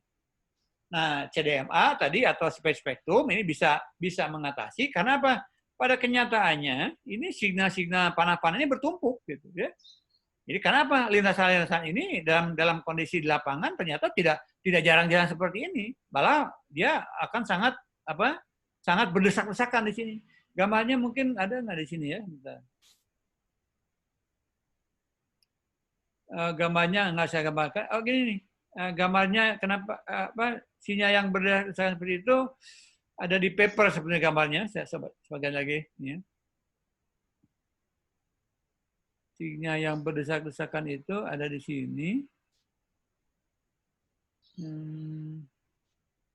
Nah. Nah ini, ya. Jadi delay yang terjadi pada kalau diukur signal yang dikirimkan dari transmitter, nah di receiver itu yang kita tangkap bukan berupa panah-panah yang sudah terjabarkan, terdeskripsikan dengan baik panah-panah tadi, bukan seperti ini. Ya. Jadi sinyal-sinyal multipart itu berdempetan seperti ini. Nah tentu ini kan pemisahan antara satu part yang satu dan part yang lain kan tidak mudah. Nah sehingga kalau kita gunakan tadi teknik space spectrum di mana jumlah dalam satu bit itu bisa banyak chip, maka level chip tadi akan lebih mudah memisahkan antara multipart yang jaraknya bertumpuk-tumpuk begitu, yang tidak bisa diatasi oleh pemosesan signal yang bukan space spectrum, itu yang terjadi. Baik, nah selanjutnya kita akan mulai dari power control ya. Power control itu dalam mengatasi terjadinya multipart atau terjadinya ramalan propagasi yang sangat buruk di sini. Ada dua macam di sini. Pertama kita untuk mengendalikan daya akibat dari jauh dekat. Nah di sini di sisi BTS ini karena signal-signal yang akan ditangkap dari user 1 maupun dari user 2 kan akan mencapai BTS yang sama di sini. Nah ini pertama kalau kita dalam skala besar, user yang jauh, kalau dia memancarkan daya pancarnya sama dengan user yang dekat, tentu sinyal yang sampai di receiver di BTS, dia akan kalah. Gitu. Akan terkubur oleh sinyal yang berasal dari user yang dekat. Nah oleh karena itu untuk mengatasi terjadinya perbedaan daya yang sampai di receiver, tentu power control harus bekerja bahwa user yang dekat dengan BTS harus diperintahkan supaya dia memancarkan dayanya kecil. Nah, sedangkan user yang jauh dari BTS harus diperintahkan dia untuk memancarkan daya pancar lebih besar. Ini kita sebut sebagai near far problem. Nah, masalah menghitungnya berapa misalkan yang dipancarkan kecil itu oleh user yang dekat, berapa yang dipancarkan daya pancar besar itu oleh user yang jauh. Nah, tentu ini akan kita punya perhitungan. Ya, kita tahu path loss slope, kita tahu jaraknya berapa. Nah, maka dengan menghitung parameter jarak dan juga kita tahu eksponen atau path loss slope-nya berapa, tentu perangkat kita bisa kita lakukan perhitungan berapa daya pancar di user 1, berapa daya pancar di user 2 yang jaraknya kita ketahui supaya daya yang sampai di BTS tidak saling mempengaruhi gitu ya, tidak saling overlap membunuh gitu. Itu yang kita sebut dengan power control untuk mengatasi skala besar jauh dekat gitu. Oke, nah kemudian yang satu lagi, kalau power control yang dipakai untuk mengatasi fluktuasi yang cepat, ini gambar ini di saya masih kelihatan warnanya nih. Ini yang fluktuasi ini merupakan sinyal yang diterima akibat dari fluktuasi atau akibat dari fading. Nah, kemudian daya yang warnanya hijau yang ini yang saya trace dengan cursor ini adalah daya pancar yang harus dipancarkan oleh pemancarnya. Di sini terlihat di sini kalau kita lihat bahwa kalau respon channel sedang bagus naik, maka daya pancarnya ini kecil turun. Nah, di sebelah kanannya di sini kalau respon signal atau respon kanal sedang buruk ke bawah jatuh fading, maka daya pancar naik gitu. Nah, ini sebetulnya hasil simulasi yang diperoleh yang tidak sempurna hasilnya. Saya katakan tidak sempurna karena apa?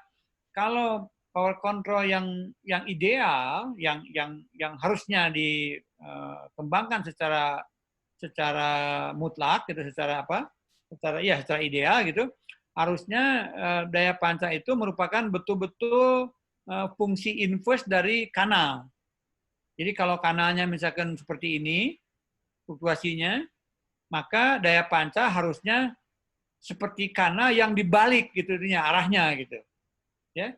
Nah, sehingga kalau kita konvolusikan antara daya pancar dengan kanal, hasil yang diperoleh di sini rata gitu.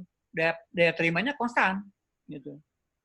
Nah, ini karena power control yang terjadi itu dalam kenyataan di praktisnya tidak bisa ideal, ya. Ada delay, estimasi kana juga tidak sempurna, kan? Kita mengestimate kana juga tidak bisa 100% sempurna, maka power control itu tidak sempurna. Nah, power control tidak sempurna itu akibatnya apa? Respon kana setinggi ini yang saya trace dengan cursor. Respon daya pancar akibat power control hanya seperti ini. Memang dia mirip dengan fungsi inverse, tapi tidak persis gitu. Ada kelemahannya. Dampaknya apa? Dampaknya signal yang dikontrol, yang sampai di penerima masih ada fluktuasi, tapi tentu fluktuasi ini tidak seburuk yang asalnya gitu, yang sebelum power control dipergunakan. Itu yang terjadi ya. Nah ini dalam konsep membangun atau mengembangkan suatu teknik power control tentu harus dipenuhi syarat-syaratnya. Yang pertama, kita tahu bahwa kecepatan fluktuasi kana di sini kan dicerminkan oleh frekuensi Doppler kan, ya. Jadi cepat atau lambatnya fluktuasi kana ini itu bisa dihitung atau bisa diwakili oleh tinggi atau rendahnya frekuensi Doppler. Kalau saya bicara Doppler berarti kita tahu bahwa Doppler itu akibat dari mobilitas kan. Rumusnya untuk menghitung frekuensi Doppler adalah kecepatan mobilitas V dalam meter per detik dibagi panjang gelombang. Nah, semakin cepat kita bergerak mobilitas, semakin tinggi Doppler. Semakin kecil, semakin pendek panjang gelombang, atau semakin tinggi frekuensi yang dipakai, semakin besar juga frekuensi Doppler. Itu akibat Doppler kepada cepat lambatnya fluktuasi. Nah, tentu kalau kita sudah tahu frekuensi Doppler berapa, kita tahu laju fluktuasi ini, kecepatan fluktuasinya berapa siklus per detik, tentu power control yang kita gunakan harus lebih cepat daripada Doppler. Gitu. Karena apa? Kalau power control lajunya lebih lambat daripada laju fluktuasi kanalnya, ya nanti entah seperti apa kan? Nah, kita mengontrolnya susah gitu. Ya. Artinya apa? Satu kali siklus fluktuasi kanal, kemungkinan besar di sini harus dikontrol beberapa puluh atau beberapa ratus kali. Kecepatannya lebih tinggi daripada kecepatan fluktuasi kanal itu sendiri. Supaya apa? Supaya kita tahu setiap sampling kita ukur kanalnya ada di mana. Gitu. Tapi kalau kita power controlnya lebih lambat, ya kita ngukur di sini, berikutnya di mana, ngaco nanti itu. Kira-kira itu ya yang terjadi pada power control. Baik. Kemudian, nah ini saya lupa tadi ini memberikan penjelasannya dari segi gambarnya dulu. Nah sebetulnya supaya gambar ini bisa dipahami dengan lebih baik lagi, saya harusnya menjelaskan dulu ini skema dari power control itu sendiri. Jadi kalau kita gambarkan ini yang akan dikendalikan itu daya pancar dari mobil station ya, user yang ada di bawah sini mobil station, kita akan kendalikan dayanya supaya sinyal yang sampai di BTS dari masing-masing mobil user tadi yang fluktuasi akan menjadi sinyal yang konstan di sini di BTS di atas ini BTS. Nah ini sebelah kiri itu berarti channel yang arah uplink, mobil station transmit ke arah base station. Nah yang sebelah kanan ini merupakan channel downlink, base station yang akan mengirimkan sinyal perintah kepada mobil station untuk mengatur daya pancarnya. Ya kalau secara kasarnya, katakanlah si mobil itu memancarkan daya terlalu tinggi, sehingga dia begitu diestimate daya terimanya di sini dibandingkan dengan nilai yang diperlukan untuk mencapai kualitas bear tertentu, misalkan dia tinggi sekali. Nah, kalau tinggi kan ya buat apa tinggi-tinggi? Toh bear-nya juga udah dilampaui. Nah, supaya tidak mengganggu kepada user yang lain, tentu error signal atau selisih antara nilai ambang atau nilai threshold yang diperlukan untuk mencapai bear dengan nilai estimate dari daya yang diterima pada suatu waktu tertentu, ini kan errornya akan menimbulkan selisih yang sinyal yang diukur lebih besar daripada sinyal yang diinginkan. Maka pengolahan sinyal yang terjadi di base station harus mengeluarkan signal perintah atau command di sini untuk menurunkan daya pancar mobil station di sini. Gitu. Nah sebaliknya, kalau misalkan suatu saat yang lain signal yang diestimate oleh BTS itu yang diukur dari mobil tertentu sedang rendah, misalkan.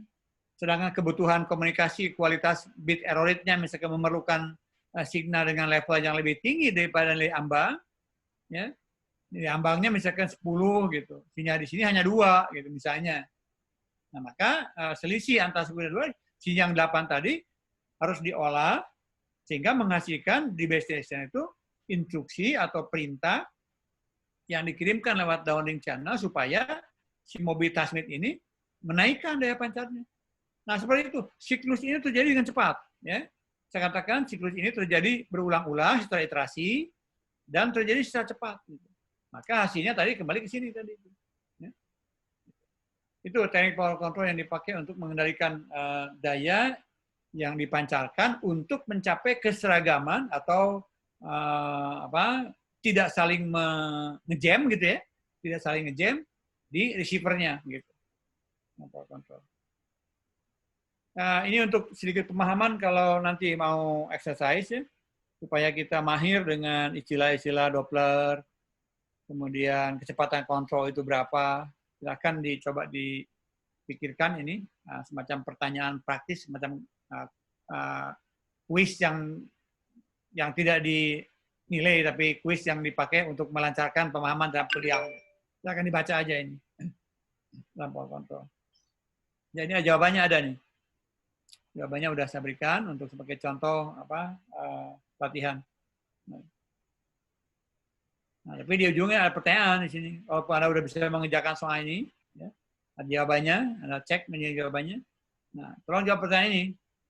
Untuk yang fast fading di sini power control tidak akan efektif. Kenapa? Gitu, kalau fast fading. Makanya Anda harus ngerti. Tadi di awal saya sudah menunjukkan bahwa klasifikasi channel itu ada yang jatuh kepada kategori fast fading, ada yang jatuh kepada kategori slow fading. Nah, si pertanyaan kenapa untuk yang fast fading power control tidak akan bisa efektif? Kenapa? Gitu. Coba dipikirkan. Ya. Nah, kemudian pertanyaan kedua ini juga akan memberikan inspirasi yang bagus. Apakah power control akan efektif nggak untuk menghindari delay profile pada sistem yang kanalnya masuk kategori frekuensi selective channel? Ngerti nggak pertanyaannya ini?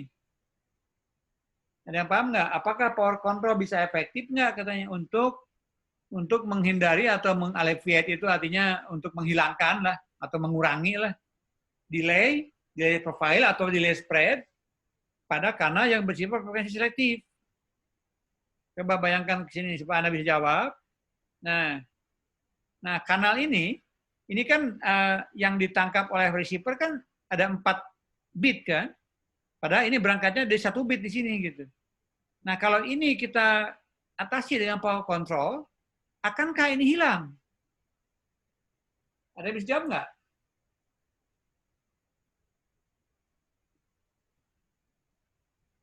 Halo? Suara saya masih kedengaran? Masih, Pak. Masih, Pak. Ya, silakan. Kalau Anda bisa menjawab. Ini kan kita bicara tentang power control, naik turun daya pancar kan? Nah, kalau untuk mengendalikan sinyal fluktuasi kan naik turun daya pancar kan bisa seperti yang saya tunjukkan di sini. Nah, ini kan ya, signal atau daya yang fluktuasi sehebat ini kalau pakai power control dia bisa membaik seperti yang atas ini.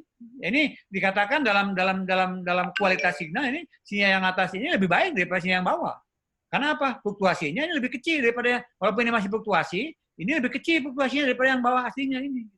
Akibat dari power control. Nah, saya tanyakan sekarang kalau fenomena terjadinya delay spread, artinya kita kirim 1 bit, diterimanya jadi 4 bit, ini kan tidak bagus nih. Tapi kalau saya atasi dengan power control, dinaik turunkan daya di sini, ini akan hilang nggak? Jawabannya enggak. Ya, kalau Anda belum bisa menjawab sendiri, kenapa saya katakan power control tidak akan bisa menghilangkan efek dari spread di sini? Kenapa? Kalau ini yang 4 ini suatu saat disebabkan oleh daya transmit misalkan 10 watt, ya, menimbulkan ini, dia pemancarnya diam, mobilnya juga diam di sini gitu. Sehingga pancarkan 10 watt, diterima ini seperti ini. Nah, lalu saya misalkan setelah spekulasi, oh kalau gitu saya coba naikkan daya pancarnya 20 watt gitu. 2 kali lipatnya. Asalnya 10 watt menghasilkan ini, kalau saya naikkan 20 watt sekarang, apa yang terjadi di sini? Tetap ada delay spreading, cuman powernya Ya, lebih powernya lebih naik. besar. Jadi, Powernya besar. jadi powernya naik sesuai dengan proporsional kepada daya pancar kan. Cuman ini yang ekor-ekornya ke belakang naik semua juga. Ya. Gitu. Jadi nggak ada artinya. Gitu. Ya, jadi kalau efek dari delay spread diatasi dengan power control, sini naik turun daya pancar, nggak akan mengobati apa-apa. Karena apa? Dia tidak mengerjakan hal-hal yang terjadi pada sumbu horizontal. Power control itu bekerja pada sumbu vertikal, naik turun daya. Naik yang line of sight naik, yang multipart juga naik semua. Nggak ada artinya tuh. Gitu. Nah, di sini makanya saya memberikan kuliah ini supaya nanti kalau Anda akan menyelesaikan suatu masalah, harus diselesaikan sesuai dengan pemahaman gitu. Jangan sembarangan. Misalkan oke lah, delay spread kita pakai power control aja. Sembuh dia. Enggak. Sama dengan dokter. Kalau memberi obat. Cuma dokter memberi obat kan eksperimen sebetulnya kan. Kasih ini, sembuh enggak gitu kan. Lalu kalau nggak sembuh, dosisnya dirubah gitu. Dokter juga sama seperti itu. Cuman ya dokter bisa aja menggunakan ilmu-ilmu yang dia miliki gitu kan. Pengalaman juga dia libatkan gitu. Sama seperti itu. Nah, kita juga dalam mengatasi suatu permasalahan, terutama dalam misalkan Anda melakukan riset ya, untuk tugas akhir S1 gitu ya, atau tesis S2 gitu. Silakan jelaskan formulasi masalahnya apa gitu. Lalu formulasi masalah yang Anda udah kembangkan itu, nanti teknik untuk menyelesaikan masalah tersebut juga harus tepat. Nah, tapi tentu untuk supaya bisa tepat seperti itu, Anda perlu knowledge kan? Anda perlu mengerti. Kalau Anda nggak ngerti ya salah. Sama dengan dokter yang spekulasi juga. Misalkan dia ngasih obatnya coba-coba aja, bisa-bisa mati nanti pasiennya ya. Gitu. Seperti itu kira-kira seperti itu ya. Jadi dalam memahami karakteristik channel, kenapa saya katakan tadi sangat penting kita paham dengan baik sifat-sifat dari channel, supaya nanti kalau kita akan bekerja untuk mencari teknik mitigasinya, kita berangkat dengan konsep yang mendasar gitu, yang punya reasoning yang jelas gitu. Ya, nah, ini pertanyaan seperti ini, tolong dipikirkan ini. Pertanyaan seperti ini harus, ini mungkin Anda tidak bisa jawab tadi kan, nggak ada yang angkat tangan, nggak ada yang bicara. Apakah power control efektif nggak untuk mengatasi masalah delay profile pada channel yang bersifat frekuensi selektif? Jelaskan. Biasanya itu yang saya berusaha. Ya. Baik, file ini akan saya sampaikan sebentar. Ini kita masih punya waktu 5 menit sebetulnya. Walaupun maghrib agak siang sekarang ya. Tapi tidak apa-apa karena mungkin sekarang maghribnya di kurang 1/4 barangkali ya. Saya stop aja sampai di sini. Nanti kita lanjutkan di yang kuliah 4109. Berarti kita masuk lagi hari Selasa ya. Kemudian 501 juga, 5061. Kemudian yang kuliah 6061 ini sebagai warming up aja, karena kebetulan topiknya ini sangat diperlukan, saya katakan tadi. Tapi untuk follow up kuliah berikutnya, kalau seminggu kita 3 jam, yang 6061, nanti malam akan saya diskusikan di WhatsApp group ya. Baik, saya tutup kuliahnya, tapi kalau ada pertanyaan, saya sediakan waktu beberapa menit sebelum kita close Zoom-nya. Bapak, Ya, mau bertanya. silakan.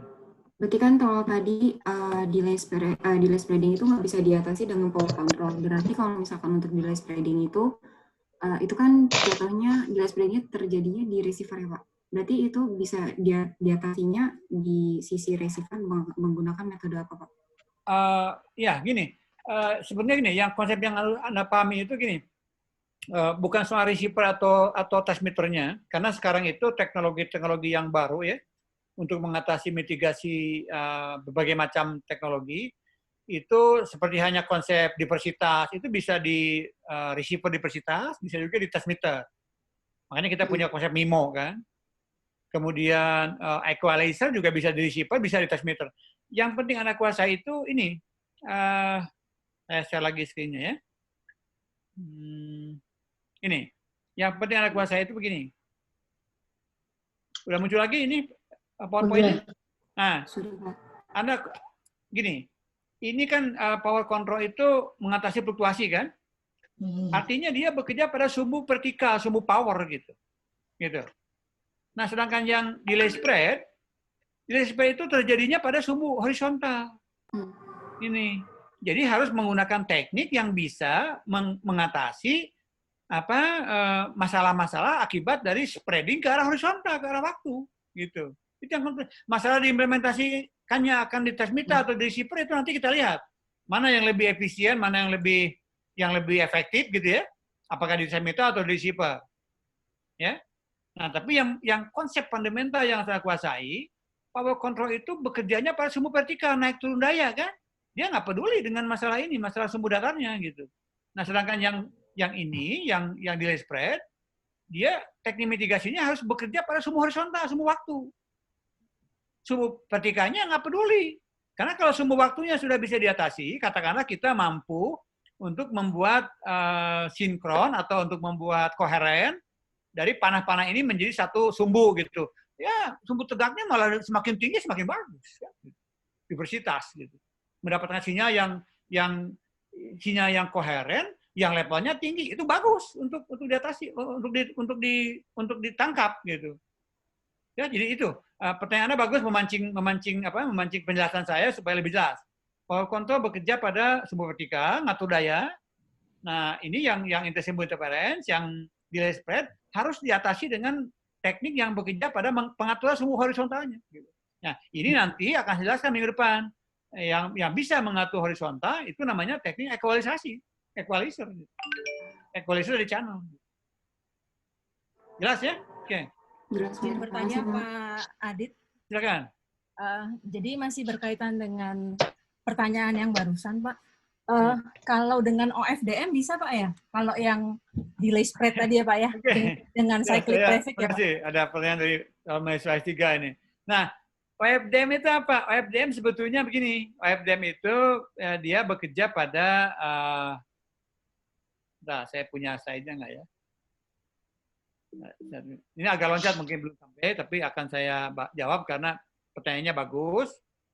Nah, untuk yang ini OFDM ya. OFDM ini bedanya antara FDM biasa dengan FDM begini kan? Tapi ini sebetulnya dari sisi peninjauan dampaknya kepada sistem ini sama aja sebenarnya. Yang satu ini ortogonal secara ruang, yang ini ortogonal secara matematik gitu. Yang ini. Jadi walaupun dia overlap, dia ortogonal gitu. Nah, tapi yang terjadi apa? Baik sinyal ini yang atas, yang FDM biasa maupun yang FDM, kalau dikirimkan lewat kanal multipath, artinya apa? Kita membagi bandwidth yang lebar ini kan, bandwidth yang lebar dari ujung kiri sampai ujung kanan, menjadi subcarrier. Nah, subcarrier ini kalau ditransmisikan secara paralel kepada kanal, kita artinya si kanal melihatnya bukan dari ujung kiri ujung kanan, bukan. Kalau ini dikirimkan secara paralel. Ya, karena melihatnya hanya satu subcarrier saja. Nah, jadi artinya apa? Kalau dia hanya melihat satu subcarrier, berarti ini bandwidth sempit. Bandwidth sempit itu kalau masuk kepada kanal, walaupun kanal itu sifatnya asalnya untuk bandwidth yang lebar bersifat frekuensi selektif, tapi untuk bandwidth yang sempit hanya satu subcarrier secara paralel, dia akan melihat sebagai kanal frekuensi flat gitu.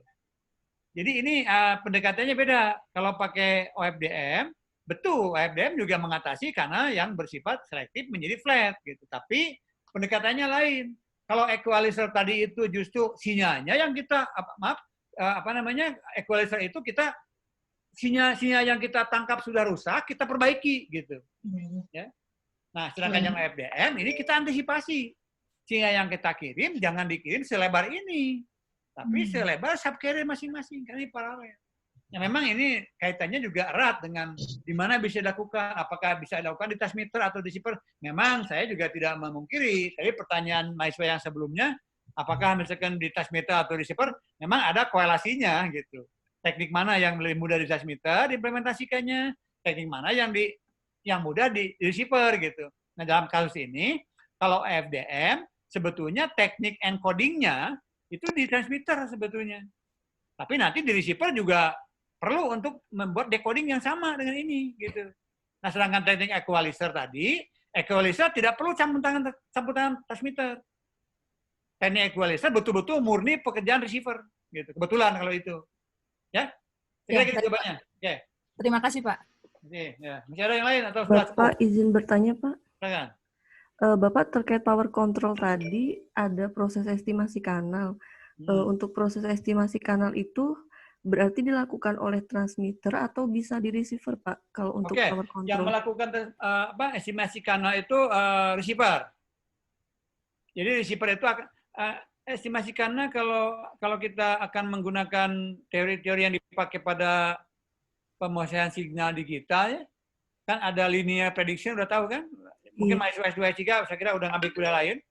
Linear prediction itu kalau kita punya sampel yang berkorelasi, ya misalnya kita punya 10 sampel berkorelasi gitu, maka kita menggunakan sampel 1 sampai ke 10 bisa digunakan diolah untuk menghitung sampel yang ke-11 atau ke-12 gitu. Tergantung one step ahead atau two step ahead gitu. Itu saya nggak tahu itu di kuliah apa, di DSP atau di apa itu?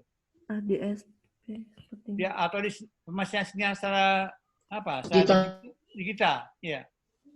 Jadi si receiver itu nanti akan menangkap daya yang diterima oleh dia disimpan dalam suatu storage gitu ya.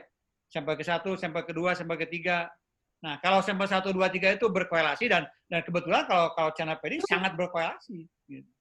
Nanti dia dengan menggunakan tergantung kan jumlah dimensi filter yang akan dipakai. Apakah order 8 berarti dia menggunakan 8 sampel untuk mempredik sampel yang ke-9 atau ke-10 gitu. Kalau dia mau pakai order yang lebih tinggi lagi, bisa aja menggunakan 15 sampel, misalkan 115 dipakai data untuk mempredik sampel yang ke-16.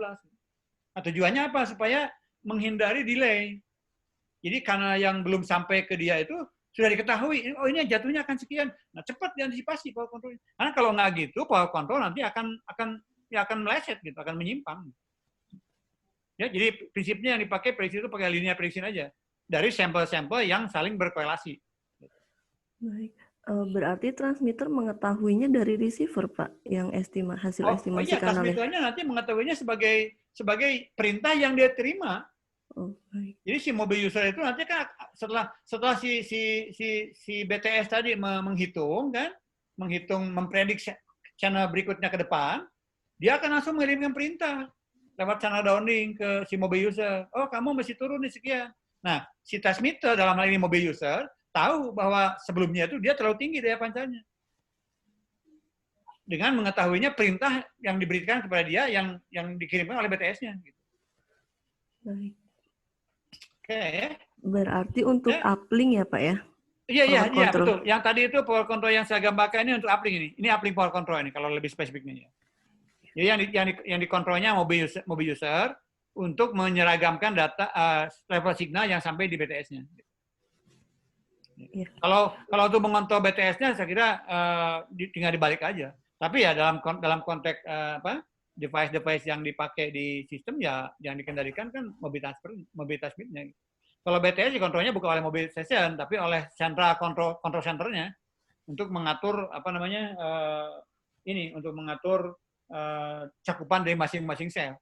Tidak berurusan dengan user. Kalau yang berurusan dengan end user di sini ya yang dikontrol ininya.